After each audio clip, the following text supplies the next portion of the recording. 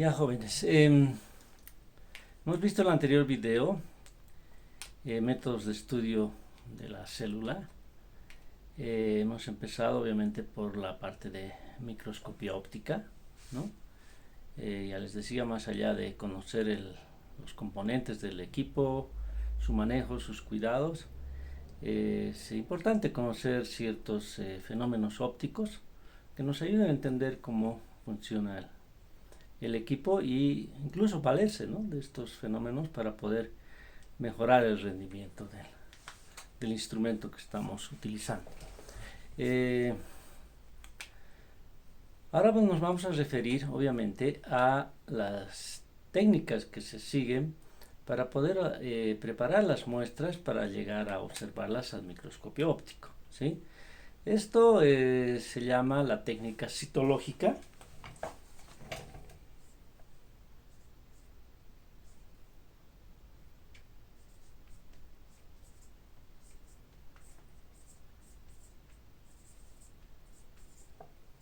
¿Sí? Que como su nombre indica, ¿no?, vamos a ver los pasos necesarios hasta la observación de células. ¿Ya? Observación de células, por eso el nombre, cito, ¿no? Cito quiere decir célula, ¿sí?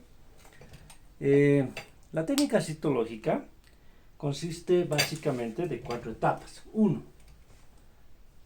La obtención de la muestra.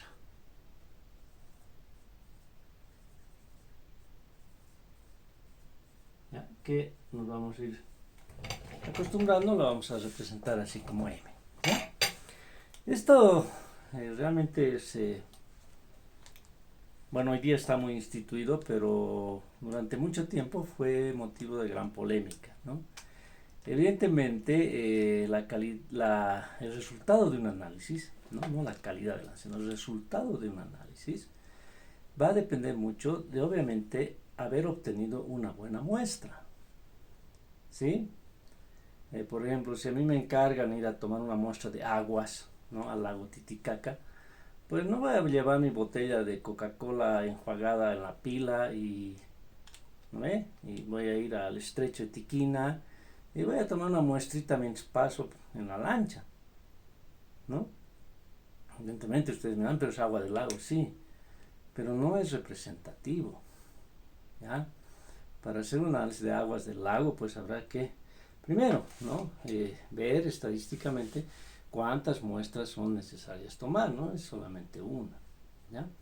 Y luego ver todo el proceso, el protocolo. Hoy día se maneja mucho ese término, protocolo, o el proceso operativo estandarizado, el POE, proceso operativo estandarizado, ¿sí?, para tomar una muestra que cumpla con los requisitos, ¿sí?, establecidos ya por la norma, ¿no?, para que el resultado que yo obtenga sea absolutamente valedero, ¿sí? Estoy dando un ejemplo de química, digamos. Ahora en la parte biológica también es así. Yo recuerdo hace muchos años, no voy a mencionar la institución, pero yo iba a hacer algunas prácticas muy temprano en la mañana a esta institución, ¿no? Y llegaba y obviamente ¿quién estaba? Estaba el portero, ¿no?, la gente que llegaba con sus muestras, ¿no?, de diferente naturaleza, de orina, de heces, de sangre, no, porque las de sangre se tomaban en ese momento, etcétera. ¿Y quién recibía las muestras? ¿Sí? Era el portero, ¿no? Ya, poner su nombre, el laboratorio al que iba la muestra y ya, ¿eh? O, por ejemplo, en algunos casos en que era necesario obtener una muestra, realmente el paciente, por ejemplo, de tuberculosis, el esputo, etcétera, ¿a quién le encargaban? Igual a un personal subalterno, ¿no?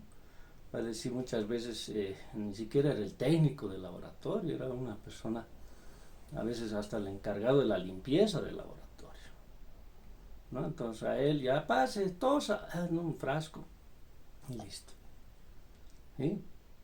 Y obviamente con el tiempo se han ido dando cuenta de que se obtenían resultados no, claro, obviamente había un resultado, ¿no?, pero no eran representativos realmente. Yo he sido tribunal de 2 tesis de licenciatura, en el transcurso de estos años, en las que una estudiante de la facultad de bioquímica hizo una evaluación de las placas tomadas para el examen llamado Papanicolau. Ustedes saben que el Papanicolau es un examen citológico, ¿sí?, de las células del cuello del útero, ¿no? ¿Por qué? Porque ese es el lugar donde generalmente se inician los cánceres de útero, ¿ya? Entonces esta persona recolectó por estadística un muestreo de diferentes centros en los que hacen este examen, ¿no? Y se puso a revisar las placas en dos aspectos. Si la muestra había sido tomada realmente del lugar adecuado, es decir, digamos el lugar entre un poquito adentro del útero, el mismo cuello del útero y un poquito la parte externa. Ese debe ser el lugar representativo, ¿no? Y dos, la calidad de la tinción, etcétera, ¿no? Ahora, el primero, ¿cómo se verifica? Por la presencia del tipo de células. Ya no son iguales las células del útero, todas igualitas, no. Por zonas tienen sus diferentes particularidades. Entonces, verificando las células, ¿no?, que si están presentes determinados tipos de células, la muestra está bien. Y si están ausentes, pues la muestra estuvo mal tomada, ¿no? Y el segundo, la calidad de la tinción, ¿no? Si se veía bien el núcleo, si se veían bien estructuras externas al núcleo, etc. Resultado, el 50% de las muestras estaban mal tomadas o mal teñidas, ¿sí? Entonces fíjense, o sea, no es un resultado cualquiera, ¿no? Si a una persona, a una mujer en concreto, le han pedido un examen citológico o por control anual, como debe tener todas las mujeres, ¿sí? No está bien hecho el examen, pues es una repercusión grave, ¿no? O sea, digamos, un falso positivo, bueno, ¿no? O sea, hay una anomalía, o parece que hay una anomalía, pero en realidad no la hay. Bueno, más del susto, el arrebato, de repente algún gasto económico, pero no va más allá. El problema son los falsos negativos, ¿sí? No, usted no tiene nada. Y al cabo de unos meses, pues se puede presentar un problema serio. Lo propio sucedió con una tesis también de un estudiante que hizo una evaluación de las placas que se tomaron para tuberculosis, ¿sí?, para examen de tuberculosis de esputo, ¿sí? Entonces, la observación directa del bacilo. Es un examen que se llama baciloscopía, ¿no? Baciloscopía. O sea, ver la presencia del bacilo. Obviamente, cuando se encuentra el bacilo es determinante, ¿no? Es decir, ya no es necesario hacer más análisis porque el bacilo está presente, el bacilo de Koch, ¿sí?, está presente en la muestra de esputo, ¿no?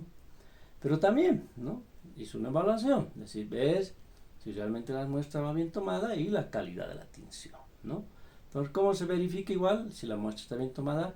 Debe haber en la placa, a más de otras cosas, ¿no?, debe haber células pulmonares, es decir, cuando uno tose, pero bien tosido, ¿no?, en ese esputo, ¿sí?, se eliminan células, porque las células, hay una descamación natural, ¿no? No solo de la piel, uno dice descama, ay, se me está pelando la piel, no. En todos los epitelios sucede aquello, ¿no? Y el pulmón no es la excepción, ¿ya? Entonces se puede verificar presencia de células pulmonares, presencia de células de los bronquios, etcétera, etcétera, es decir, todo el tracto respiratorio, ¿no? Entonces se verifica si hay células pulmonares. Si hay células pulmonares, pues realmente el esputo era un esputo de verdad, no era simplemente una salivación, ¿eh?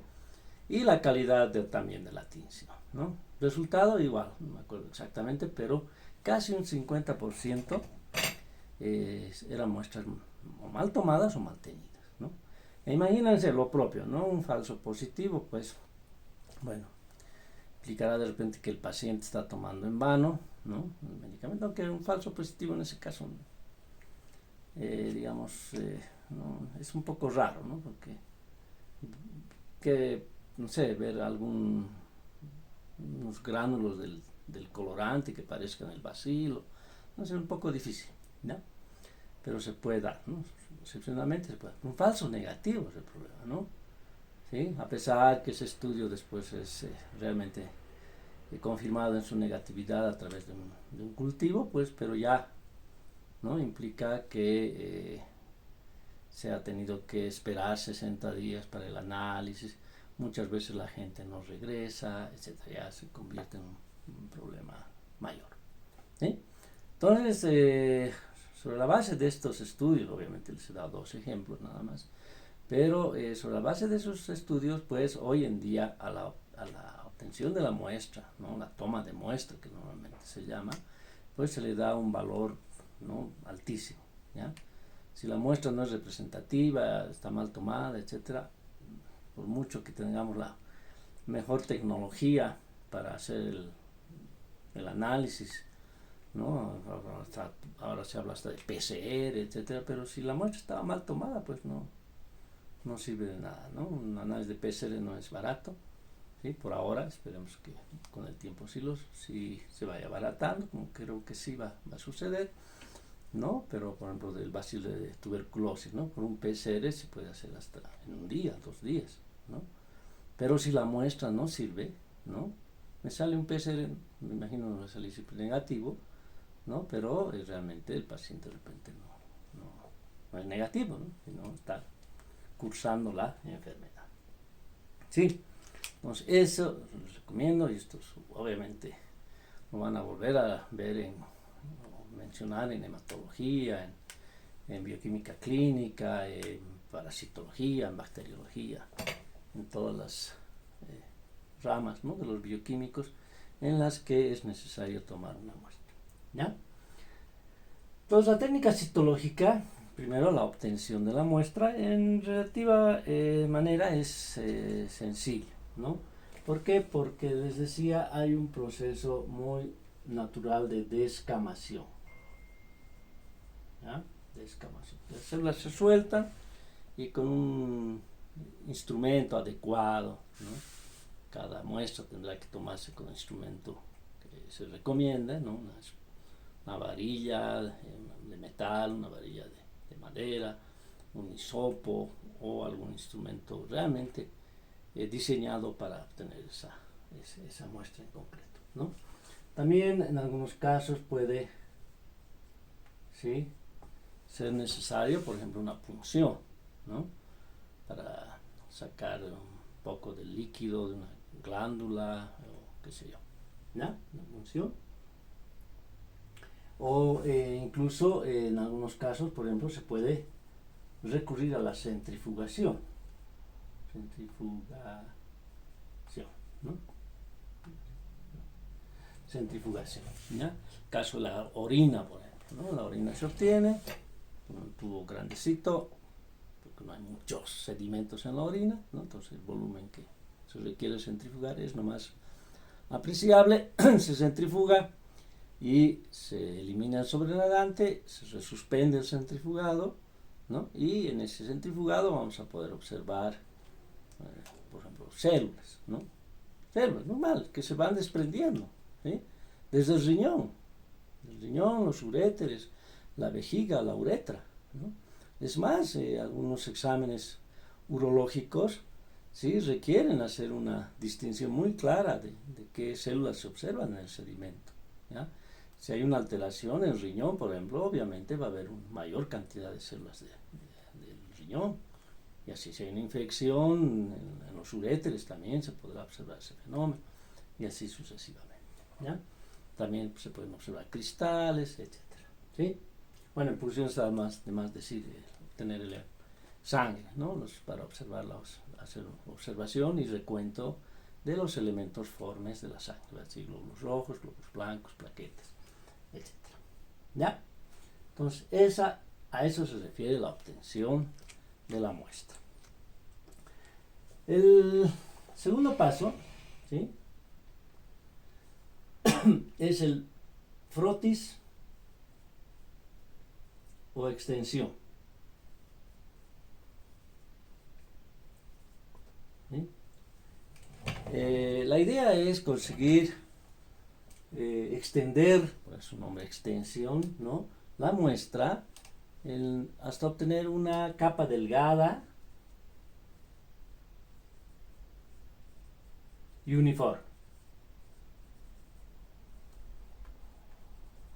¿Sí? Delgada y uniforme. Dos parámetros. ¿Cuán delgada? Esto estamos hablando del orden de las micras. ¿Ya? Normalmente, digamos, es en promedio, ¿no? Tener un espesor de unas, bueno, depende de las células, de unas de 5 a 10 micras, ¿no? Así de delgado. ¿Ya? Y uniforme. Obviamente, para eso hay que tener habilidad, ¿no? A veces requiere un poco de suero fisiológico, a veces la muestra es suficientemente líquida como para ser extendido, o a veces requiere alguna maniobra en particular, como por ejemplo hacer el frotis sanguíneo, ¿no? Donde con la ayuda de otro portaobjetos o se empuja o se arrastra la gota de sangre, depende de la habilidad, como mejor le sale uno, para obtener un frotis delgado y uniforme. ¿Ya? A eso se refiere. ¿Estamos? Tercero, la fijación. La fijación.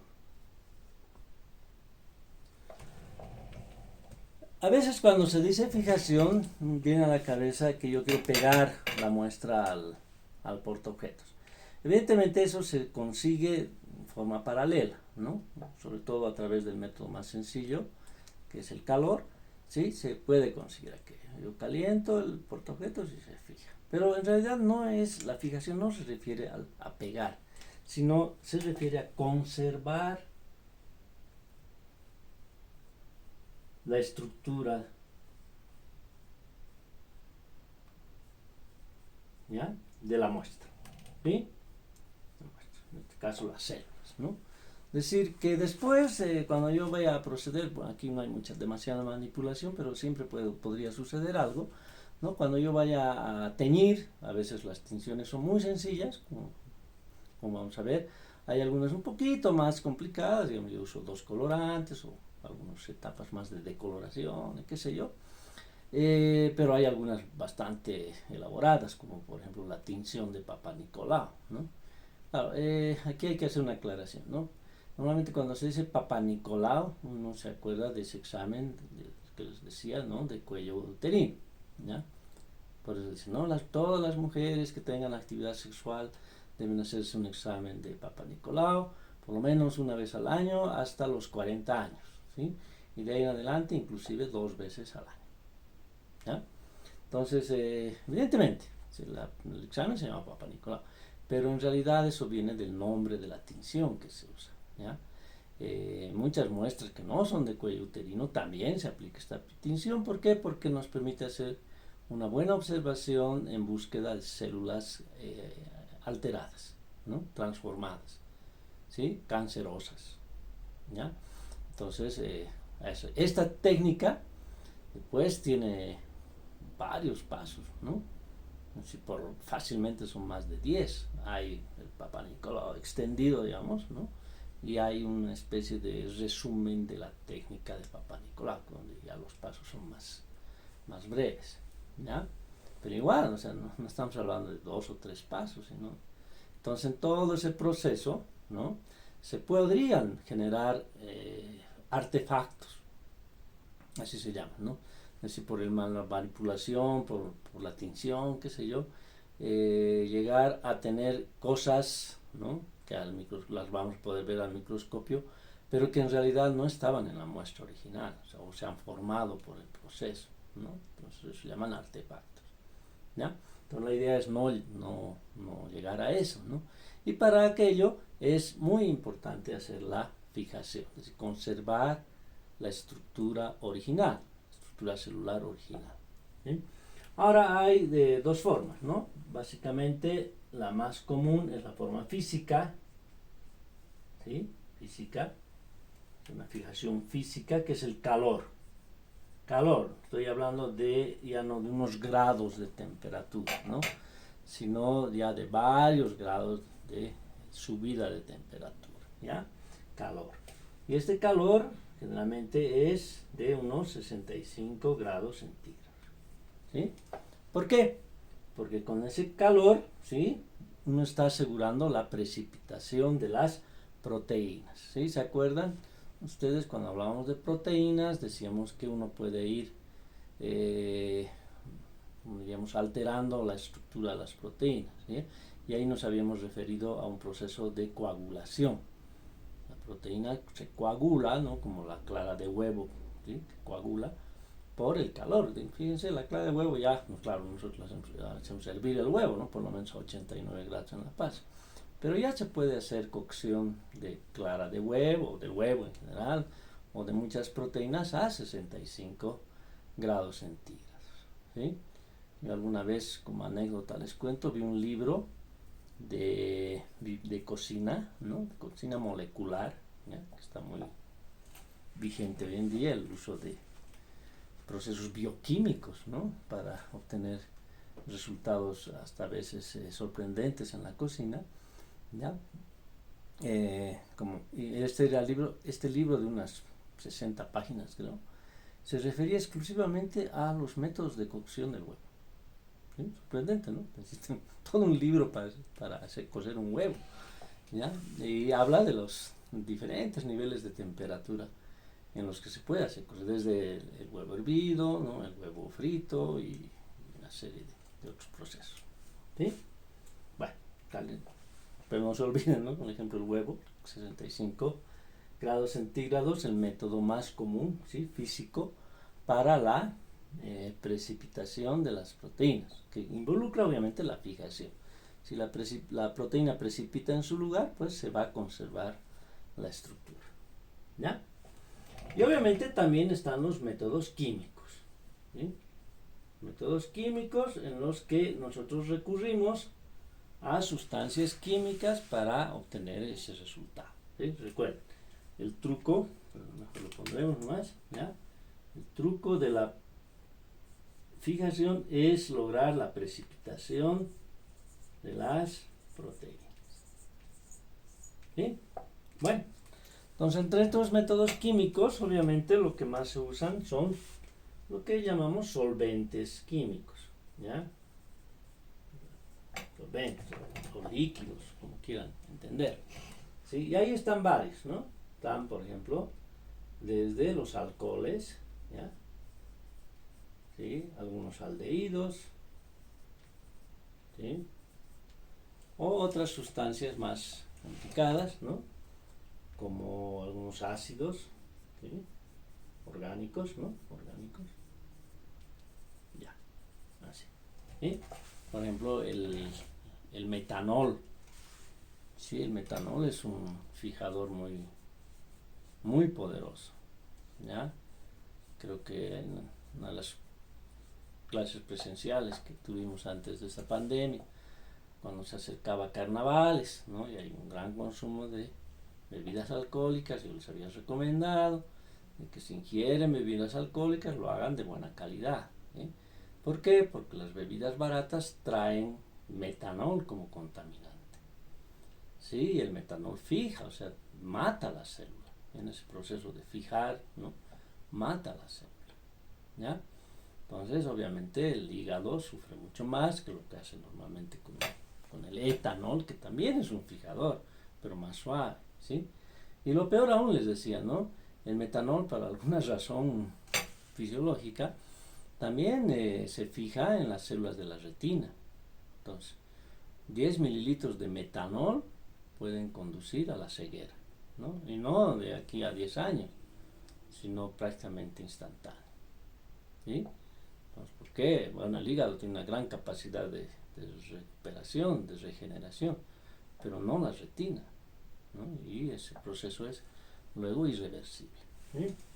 Bueno, después tenemos, por ejemplo, al formol, ¿no? ¿Sí?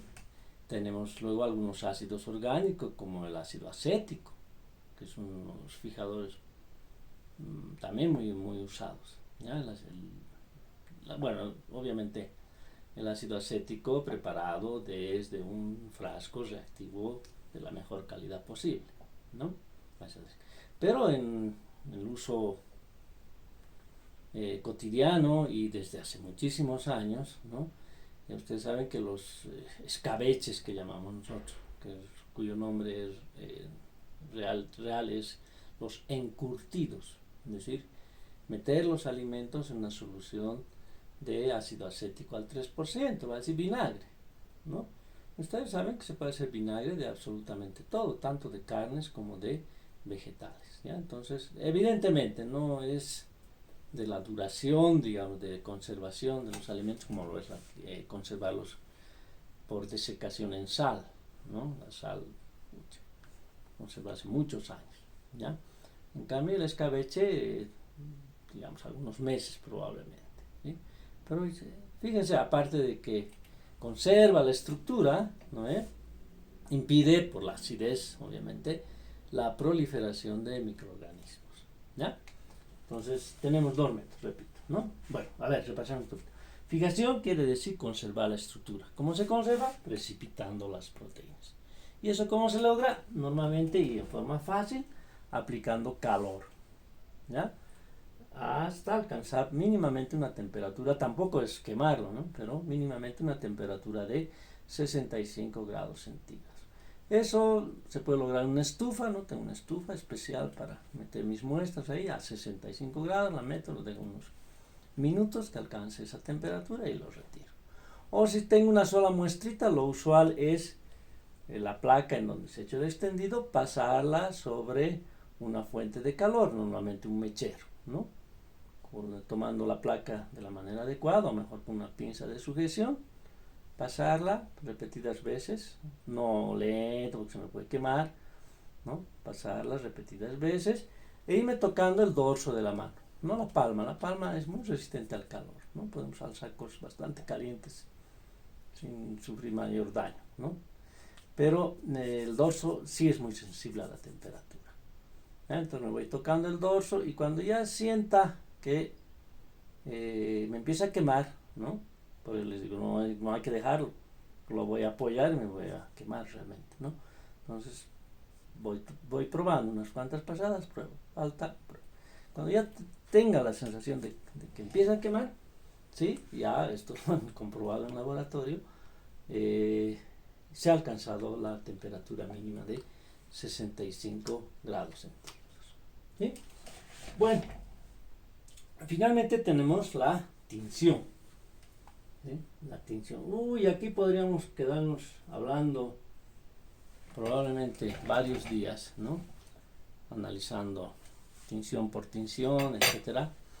Seguramente no acabaríamos tampoco, pero vamos a resumirlo de una forma muy sencilla, ¿sí?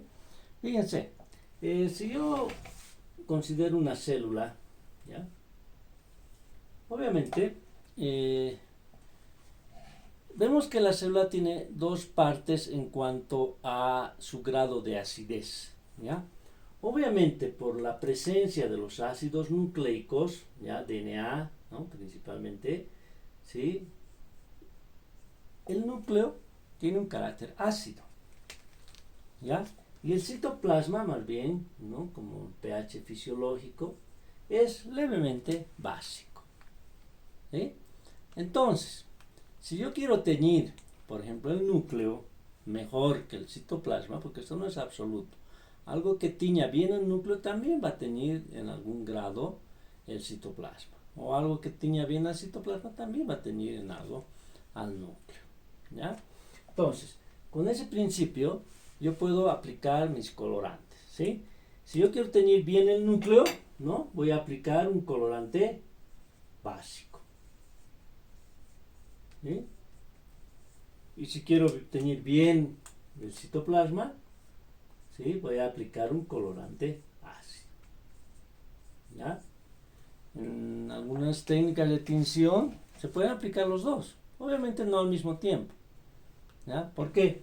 Porque si tengo en un frasco los dos colorantes al mismo tiempo, ácido con base van a reaccionar y van a formar una sal, ¿no? Entonces voy a perder el carácter ácido y básico de ambos colorantes, ¿sí? En cambio, si aplico, por ejemplo, primero uno, ¿ya? Enjuago, lavo, qué sé yo, decoloro para sacar el exceso de colorante, y aplico después el otro, pues voy a tener, interesantemente, una parte de la célula teñida de un color y otra parte de otro color, ¿no? Entonces, recuerden, ese es el principio, ¿sí? Bueno, finalmente algunas veces es necesario hacer una conservación, ¿no? Entonces aquí podríamos estar el 4, ¿no? 4, atención, ¿sí? Y la conservación, que no es un paso que se hace en todos los casos, ¿no? Entonces vamos a poner la conservación. La conservación en realidad se refiere a tratar de conservar la muestra, no es eterna, ¿no? A menos que recurra a congelamientos, a bajísimas temperaturas, usando nitrógeno líquido, qué sé yo, pueda conservar muestras, ¿ya? Pero normalmente en un laboratorio a veces se quiere conservar por algunos meses, ¿no? Como prueba de algún examen que se ha hecho. Por decir, se han encontrado unas células cancerosas en un examen citológico, pues el citólogo, el especialista, va a conservar esa placa por un tiempo, porque por ahí le piden una segunda opinión o hay una controversia en el resultado y él tendrá esa placa como prueba, ¿no? De lo que vio, ¿sí? Entonces para eso es muy sencillo, ¿no? Tengo la placa, ¿sí? ¿Ya? Usualmente ahí está la muestra, ¿no? Se le ha colocado un cubreobjetos, ¿sí? Objetos, y de lo que se trata es de evitar que entre el oxígeno, ¿no? Porque el oxígeno, ya saben, es un oxidante y a la larga degrada absolutamente todo, ¿ya? Entonces yo sello los bordes de la preparación, los bordes de la preparación con una resina que se puede comprar comercialmente, o si digamos, también funcionan los esmaltes, ¿no? Un esmalte de uñas, un poquito seco, no tan líquido como se aplican las señoras, ¿sí? Las señoritas, sino un poquito más seco, ¿no? Entonces con eso sello rápidamente los bordes, ¿sí? Y puedo conservar mi muestra por algún tiempo, mejor en un lugar seco, sin humedad, porque la humedad puede ayudar a la proliferación, no es materia orgánica, ¿no? Entonces puede ayudar a la proliferación de hongos o de alguna bacteria o qué sé yo, y no a la luz, ¿no? Bien oscuro. ¿Por qué? Porque los colorantes también se van degradando por la acción de la luz, ¿sí? Bueno, entonces eso en resumen es la técnica citológica. Nosotros las vamos a ir aplicando, ¿ya? En realidad nosotros usamos solo técnica citológica, ¿no? Cuando hagamos un análisis de, por ejemplo, de células animales, la muestra del carrillo interno de la boca, vamos a tomar la muestra, vamos a hacer el extendido, ¿sí? Vamos a fijar, ¿ya? Y vamos a teñir, ¿ya? O cuando hagamos, por ejemplo, ciclo celular, igual, ¿sí? Entonces, obviamente vamos a partir de un tejido, pero es tan pequeña la cantidad de tejido que lo tratamos como si fuese una muestra citológica, ¿sí? Entonces vamos a tomar la muestra, vamos a cortar las puntas de las raíces, vamos a hacer el frotis, que es un tantito especial, que se hace casi junto con la fijación y la tinción, todo viene medio junto, ¿sí? Estos son pasos así como que es el abecedario de la técnica citológica, ¿no? Pero por el medio puede haber algunas variantes, como en ese caso, ¿no?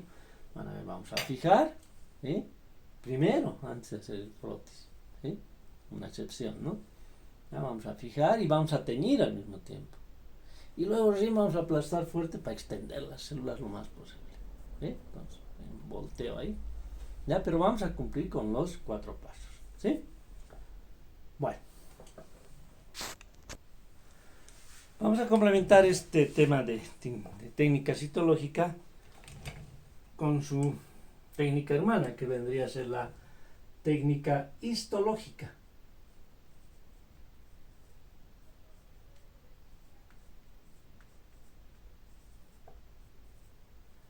¿Sí? La técnica histológica. Histo quiere decir tejido, ¿no? Entonces son los pasos que se siguen para la observación de tejidos, ¿ya? Es decir, ya no células sueltas, ¿no? Por descamación, o las células que normalmente están sueltas, como la sangre, eh, eh, digamos los espermatozoides, etcétera, ¿ya? Sino tejidos. Usualmente, como definimos tejido, agregados de células homogéneas, ¿no es esto? ¿Sí? Entonces, el mismo, de la misma naturaleza, ¿ya? Obviamente, muy pocos órganos están hechos de un solo tejido, no sé, creo que en particular ninguno, ¿no? Pero digamos hay algunos que sí tienen algún tipo de célula en particular, por ejemplo el hígado, ¿no? Son casi hepatocitos, ¿ya?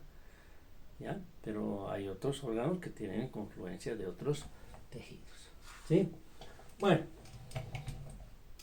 obviamente los pasos son los mismos, ¿no? ¿Ya? La obtención de la muestra.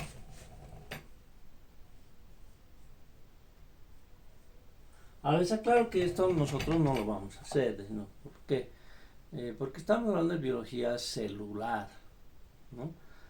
Tal vez en anatomía, fisiología hagan alguna introducción o de repente hasta alguna práctica, no lo sé, ¿ya? Pero nosotros particularmente no lo hacemos. Entonces vamos a hacer una comparación relativa con la técnica citológica y saber que este análisis toma más tiempo, ¿no? Por lo general, ¿ya? Ya no es que, por favor, doctor, necesito para mañana el resultado. No, eso normalmente o usualmente no se da, ¿sí? Porque el proceso es un poco más laborioso, ¿sí? Bueno, atención a la muestra. Obviamente ya aquí el proceso es un poco más también laborioso, ¿no? No es lo mismo raspar unas cuantas células que obtener un pedazo de tejido, ¿ya? Entonces aquí yo siempre lo pongo de esta manera, ¿no? Esto muchas veces implica un corte, ¿ya? Que puede ser muy sencillo, como por ejemplo sacar una verruga, ¿no? Cortar la verruga, no sé yo, una conización se llama, ¿no? Cortar en cono para tratar de sacar toda la verruga, o no sé, de repente ya un poco más complicado con sacar un pedazo de una muestra de una glándula, ¿no? Pues ya es necesario un corte más profundo, etcétera, etcétera. ¿Ya? Entonces, repito, no lo hacemos, es que yo no tengo experiencia en este campo, ¿sí? Bueno, pero estamos hablando de un pedazo de tejido, ¿no? Entonces, digamos, lo vamos a representar así, ¿sí? Un pedacito de tejido, ¿ya? Y este pedacito de tejido obviamente lo tenemos que llevar al microscopio para poderlo observar. Y así como pedazo de tejido, pues no podemos hacer nada porque la luz no lo va a atravesar, ¿no? Una condición para observar las muestras al microscopio es que sean delgadas y homogéneas, ¿ya? Entonces yo tengo varias capas de células, ¿no? Así me parezca a mí delgado a simple vista, pues no lo es para el microscopio, ¿sí? Entonces por eso es que es un poco más laboriosa la técnica, ¿ya? Y aquí en general también se invierte un poco el orden de los pasos. Aquí para la técnica citológica entraba ya el frotis o extensión, ¿no? En cambio acá, primero lo que se va a hacer es la fijación, ¿sí? Fijación. Como no voy a poder extender inmediatamente, me expongo a que mi tejido, la muestra, se vaya a alterar hasta que haga todo el proceso, ¿no? Entonces, inmediatamente que se obtiene la muestra, lo mejor es fijar, ¿sí? Y aquí sí, el calor alguna vez podría servir, ¿no? Si la cantidad de tejido es muy pequeña, ¿ya? Sobre todo, por ejemplo, si es tejido vegetal, ¿no? Y yo tomo una delgada capa de células, por ejemplo, de un pétalo o de la lámina de una cebolla, etcétera, me puede resultar fijar por calor, ¿sí? Pero en general, en la fijación, ya sobre todo para tejidos de origen animal, sí, obviamente son predominantes los métodos químicos, ¿ya? Y aquí básicamente los mismos, ¿no? Alcoholes, ¿sí? Ácidos, aldehídos, ¿ya? A veces mezclas, ¿no? Por ejemplo, un buen fijador vegetal es una mezcla de etanol con ácido acético o con acetona, ¿sí? Entonces va variando de acuerdo al tipo de muestra, ¿sí? Pero igual, ¿no? El objeto de la fijación, recuerden, ya sea que use calor o métodos químicos, es también lo mismo, ¿no? La precipitación de proteínas. ¿Ya? Bueno, ahora sí, mi tejido ya estoy seguro de que no se va a alterar en el proceso de los siguientes pasos. ¿Ya? Entonces, la tercera etapa es el frotis o extensión. ¿Sí?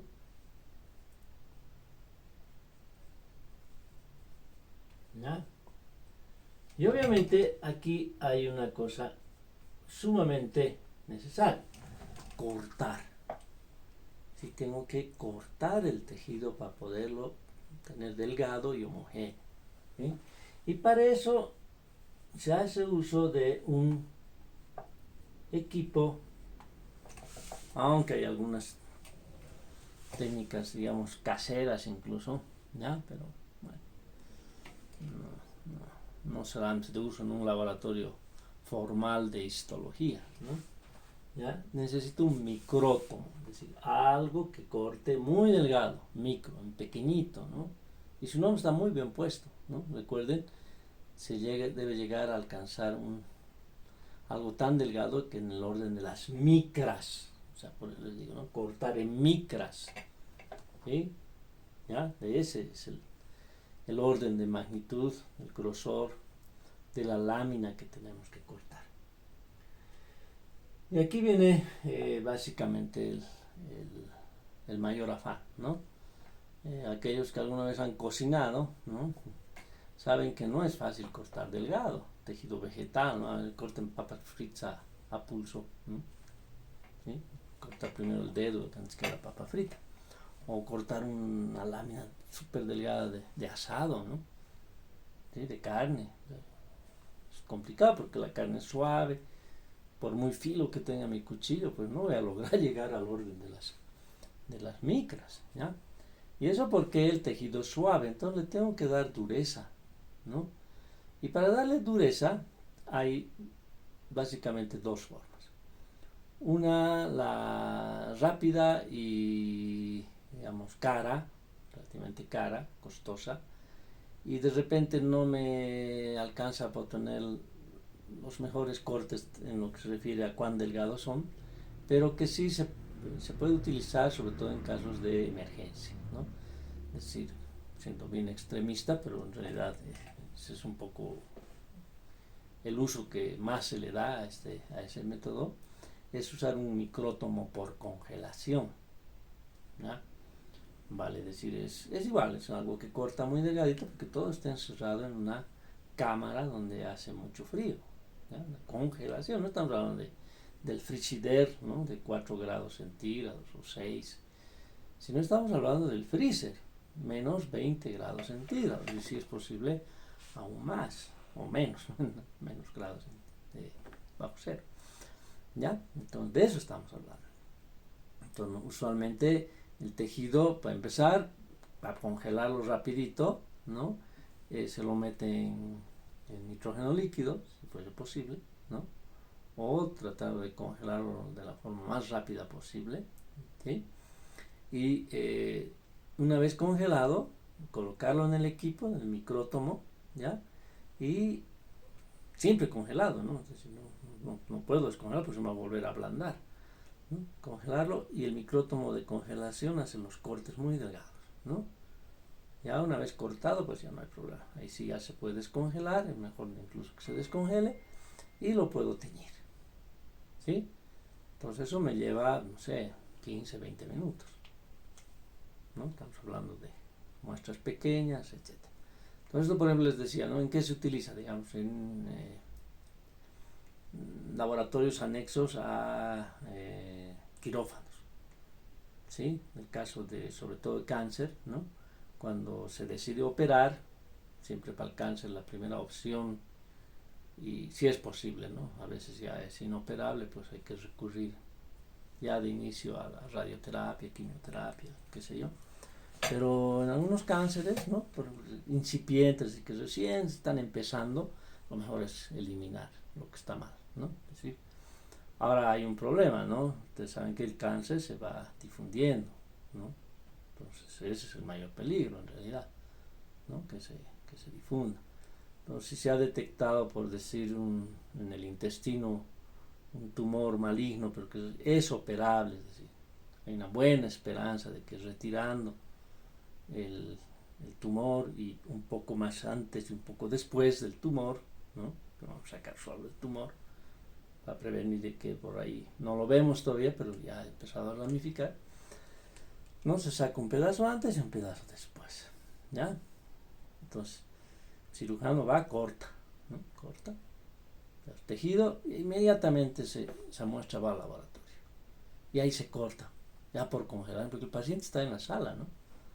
Está en la mesa quirúrgica, entonces tiene que cortar por congelación, teñir y decirle al cirujano, y donde no se corta el tumor, después se va a analizar el tumor, ¿sí? Ya con la técnica usual, digamos, ¿no? Lo que se trata de ver los bordes de lo que se ha cortado. Si es una pieza, hay que ver los bordes anteriores, posteriores, izquierda, derecha, y ver si están libres de células tumorales, ¿ya? Células cancerosas, ¿no? Entonces, sí, está libre, listo, ya, el cirujano cose, listo. No, cortar un poco más allá, ¿no? Y así, ¿ya? Ahora, obviamente, si es un laboratorio donde tiene, digamos, no sé, mucha experiencia en manejo de muestras, etcétera, pues es una buena inversión comprar un micrótomo de congelación, ¿no? Sobre todo para pruebas, digamos, de sondeo, de qué sé yo, la población, ¿ya? Claro que de repente se detecta, ¿no? Y hay que corroborar con la técnica usual, la larga, digamos, ¿no? Entonces sirve, pero es evidentemente un tanto costoso el equipo y obviamente el mantenimiento del equipo, ¿no? Si no es así, pues hay que endurecer la muestra de otra manera, ¿no? ¿Y cuál es la manera? Incluir, ¿sí? Ese término es muy importante. Inclusión, así se llama, inclusión. Y se llama así, ¿por qué? Porque de lo que se trata es de eliminar el agua, ¿ya? De la muestra e incorporar algún semisólido, ¿sí? Que le dé la dureza suficiente a ese tejido. Y ese semisólido normalmente es parafina, cera, ¿no? Cera, de la vela, igualito, ¿ya?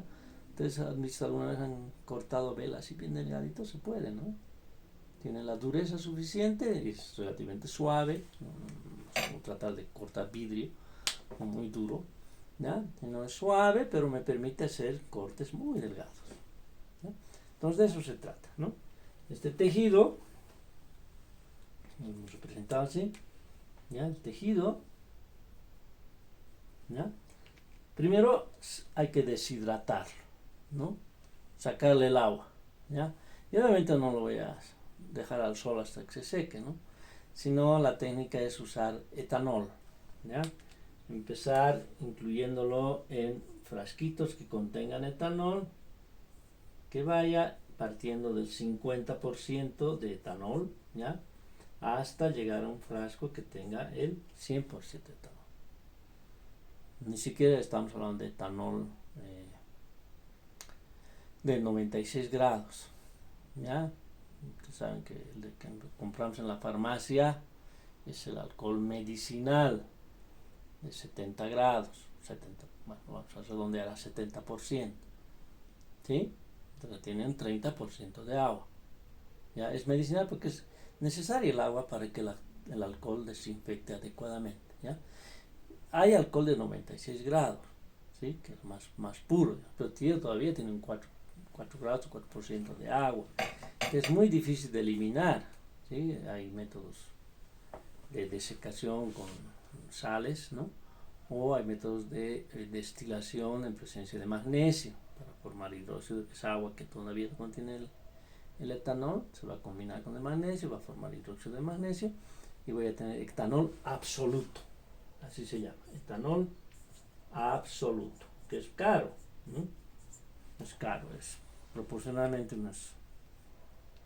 tal vez unas 50 veces más caro que el etanol de 96 grados. Sacarle esos 4 grados, o subirle esos 4 grados, mejor es el término, ¿no? De 96 a 100, pues es un proceso caro. Pero es el que hay que usar, porque así me aseguro que la muestra no tiene nada de agua, ¿no? Entonces, en un frasquito, o un frascote, dependiendo del tamaño de la muestra, un tumor enorme, ¿no? ¿Ya? Va a depender incluso el tiempo, ¿no? Paso del de 50 al de 60. Si es pequeño, de repente unas horas es suficiente.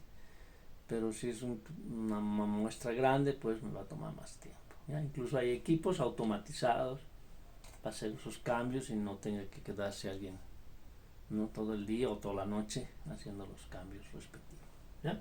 Entonces, de esa manera, ¿sí?, se elimina el agua, ¿no? El agua, ¿ya? Entonces voy a tener una muestra deshidratada, ¿no? Y ahí sí la voy a incluir, ¿ya? ¿Qué quiere decir incluir? Que en un molde, normalmente es un molde de papel, entonces, si llegasen a trabajar en un laboratorio de esos, hay que familiarizarse con hacer cubitos o paralelepípedos, ¿sí?, de papel, ¿ya? Doblar papel, origami, ¿no? Los cubitos de papel, ¿ya? Ahí se incluye la muestra, ¿sí?, y se llena con parafina, ¿no? Aquí está nuestra muestra, ¿no? Y se llena con parafina caliente, ¿sí? Parafina caliente, o sea, cera, ¿no? Parafina caliente, y se conserva caliente un buen tiempo, ¿sí?, unos minutos, hasta unas horas, si es más grande la muestra, para que la parafina penetre a todo el tejido, ¿sí? Luego, ¿no es cierto?, como es papel, es fácil de sacar, ¿ya? Se elimina el papel y se tiene una muestra incluida. ¿Qué quiere decir esto?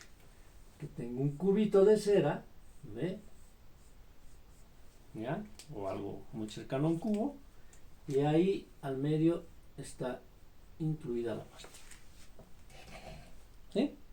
Bueno, ahora el truco es cortar, y ahí participa el micrótomo, ¿no? El micrótomo hay varios modelos, marcas, tamaños, etcétera, pero en lo que básicamente consiste es en un soporte para poder colocar el cubito, ¿sí? Ahí tengo mi cubito de cera, muy bien sujetado, obviamente. Ahí tengo la muestra al medio y tengo un sistema de carril, ¿no?, donde acá haya una cuchilla, ¿sí? Una lámina de metal muy fila, pero muy fila. Hay incluso afiladores, bueno, electrónicos le llaman, ¿no?, que afilan, ¿ya? Incluso creo que alguna vez he escuchado que hay unos afiladores láser, ¿no?, que afilan la cuchilla, ¿ya? Y con eso se corta, ¿no? Así, un arreglito, ¿ya? Es un carril, ¿no? Un sistema que me permite ya sea desplazar el taco, se llama taco, ¿no? Taco, ¿ya? Me imagino que es por el taco de zapato, ¿no? No creo que sea por el taco mexicano, ¿ya? En el que o el taco va hacia la cuchilla o la cuchilla va hacia el taco, dependiendo del modelo que se utilice, y se obtienen láminas muy delgadas, ¿ya? Pues ya tengo la lámina, ¿no? Y eso sí ya la puedo colocar sobre la placa, ¿no? Digamos que yo tenga mi laminita ahí, ya delgadita, ¿no? Mi laminita y mi tejido ahí, ¿sí? No, delgado, ¿no? Ahora sí, eso lo puedo pegar sobre un portaobjetos, ¿ya? Pegar, aquí sí hay que pegar, ¿no? Para eso se recurren igual, hay pegamentos comerciales para poder pegar la lámina. O algo que sirve, que usan muchos laboratorios, es clara de huevo, Han visto es que la clara de huevo se pega terriblemente, ¿no? Entonces un pincel, un poquito de clara de huevo y se pega la lámina. ¿Ya? Entonces voy a tener mi laminita ahí pegada, que está incluido mi tejido. ¿Sí? Bueno, ahora debo teñir, ¿no? Pero esto es cera y normalmente los colorantes vienen preparados en agua, tienen algo de etanol normalmente o metanol. Eso, el metanol se ayuda, o se agrega, perdón, se agrega para disolver bien el colorante, pero es máximo en un 10%, ¿sí? Una vez que está bien disuelto el colorante, se le agrega agua, ¿no? Para alcanzar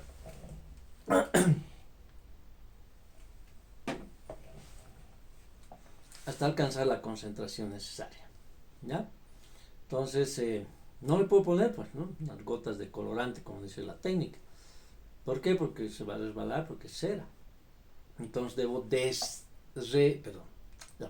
debo rehidratar, ¿no? Aquí el deshidratado, ¿recuerden? No lo había puesto, ¿no? Aquí, sería bueno. Aquí estoy deshidratando.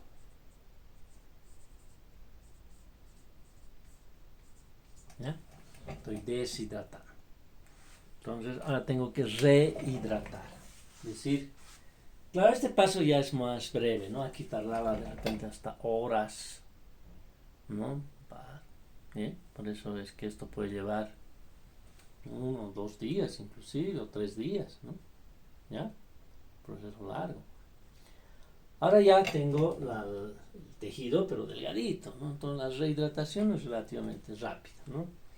En los frasquitos, los frascos se llaman, ¿no? Frascos de Kopling, los vamos a ver en el laboratorio cuando hagamos tinciones, también se usan para eso, ¿ya? Los frascos de Kopling, que son unos frasquitos cuadrados así, ¿no? Muy bonitos, ¿ya?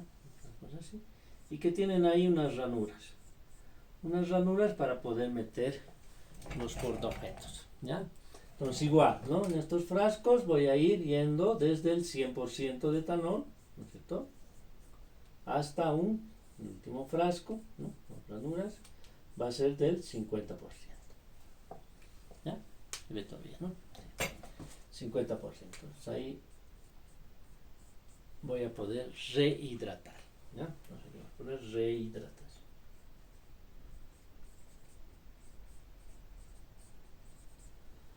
Listo. Ya está rehidratado.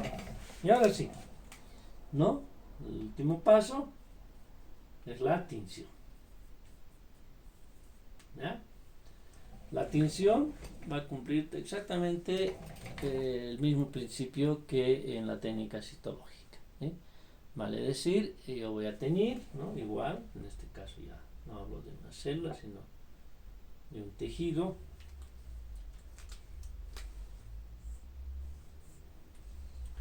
¿Sí? Ahí ya está mi tejido, ¿no? ¿Ya? E igual, ¿no?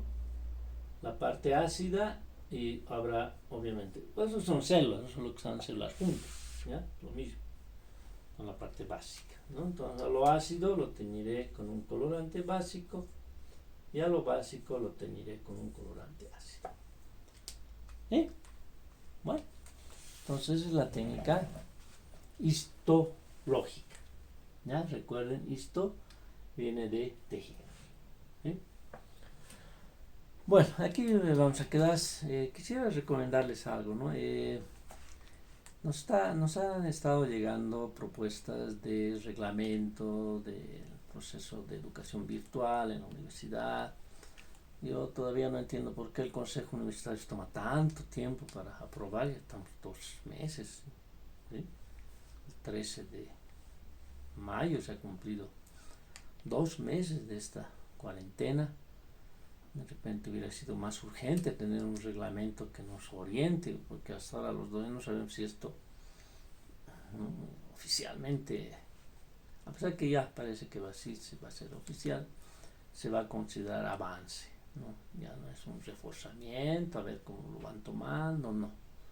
¿Sí? Esto oficialmente es un avance de materia, ¿ya? falta la aprobación final, pero ese no es tanto el conflicto, ¿no? El conflicto siempre va a ser la evaluación. La primera resolución del Consejo Universitario decían que las clases eran de reforzamiento, que no iban a ser evaluadas, qué sé yo. Pero estamos pasando 2 meses y es probable que pasemos por lo menos un mes más, sino hasta 2 meses más en esta modalidad, ¿no? Y obviamente el extremo sería declarar el año desierto y no hubo esta gestión, y obviamente para ustedes estudiantes es el peor escenario que se puede pintar, ¿no? El mejor escenario que se puede pintar, creo yo, es que esto sea aprobado como avance, así no hemos perdido, entre comillas, el tiempo, ¿no? Y yo de la evaluación ya les dije, me da lo mismo que me digan evalúe virtualmente, no, nunca lo he hecho, pero imagino que voy a encontrar la forma, ¿ya? Yo particularmente preferiría, digamos, de repente hacer evaluaciones presenciales en el momento adecuado, ¿no? Pero eso es mi opinión, ¿ya? De todas maneras, lo que yo quiero reiterarles es que vayan estudiando, ¿sí? Yo les dije, los videos son opcionales, etc. Y parece que se lo han estado tomando un poco en serio, porque veo más o menos las vistas que tienen los videos y lastimosamente están decreciendo en número. Ya los primeros había hasta más de 100 vistas y los últimos, bueno, están por los 50. Qué sé yo, espero que sean los estudiantes realmente nuevos, ¿no? Porque hay algunos que hasta ahora no entiendo muy bien, porque la lista de nuevos es de 45 y la lista completa es de casi 100, si no me equivoco. No llegaron a darme porque hay todavía algunos que no se han matriculado, ya, sobre todo aquellos que están viniendo de convenios con el área rural. No habían estado matriculados, o sea, no están en la lista, por eso es que no nos han dado listas finales, ¿no? Pero algunos docentes han estado hablando de que podría llegar a 100 o incluso más en materias donde hay mayor número de repitentes. Ya, bueno, lo que les decía, no espero que esos 50 o más sean fundamentalmente de los alumnos nuevos, porque los repitentes pues como que ya han visto la película, ¿no? Evidentemente eso no les garantiza de que conozcan la película, ¿ya? Pero espero que sean realmente los nuevos, ¿no? Los que están realmente aprovechando no sé si esfuerzo, pero sí aprovechando este tiempo de que estamos avanzando ya realmente en la asignatura, ¿ya? Entonces no se dejen, jóvenes, porque vamos a volver y así como estamos siendo bien relajaditos, ¿no? Ya se nos ha pasado el pánico un poco sobre todo en La Paz, donde parece que la altura nomás nos está protegiendo de alguna manera. Estamos más relajados, ¿no? Entonces aprovechen, ¿sí? Aprovechen, vayan estudiando, tienen su tiempo, etc. Hoy nos ha llegado el comunicado del director de carrera de que estas clases virtuales, qué sé yo, deben sujetarse a los horarios oficiales de la asignatura, ¿no? Entonces lo que ustedes pueden hacer es ver estos videos de 8 a 9 y media, ¿no? Verlos, repasarlos, qué sé yo, ¿no? O de 11 a 1, ¿no? Que era nuestro horario laboratorio, también aprovechar esas horas, ¿ya? Yo no les digo la hora que los grabo oficialmente, porque a veces lo hago temprano, a veces un poquito más tarde en la tarde, o como el de ahora que lo estoy grabando casi ya de noche, ¿sí? Bueno, creo que esta vez sí hemos mejorado con la pizarra, ya me estoy entendiendo, ¿no? Creo que esta es la mejor forma, ¿sí? De repente no aprovechar todo el tamaño de la pizarra, sino un área un poco más pequeña, que los marcadores se vean mejor, ¿no? Y creo que hay un gran avance en esto. Bueno, entonces próximo video vamos a hablar de algo muy pequeñito de la centrifugación diferencial, y luego nos vamos a meter de lleno ya en el proceso de componentes, el estudio de componentes, sobre todo químicos, ¿no? Proteínas, ácidos nucleicos de las células, ¿ya? Hasta luego.